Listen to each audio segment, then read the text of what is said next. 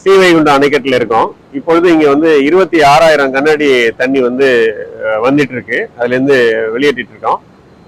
ஆக்சுவலா வந்து திருநெல்வேலி மாவட்டம் மற்றும் தென்காசி மாவட்டத்துல அதிக மழை பெஞ்ச காரணத்தினால அங்கிருந்து 55,000 கன அடி தண்ணி வந்து இப்பொழுது சித்தமல்லி அணைக்கட்டு பகுதியில வர்றதா தகவல் வந்திருக்கு.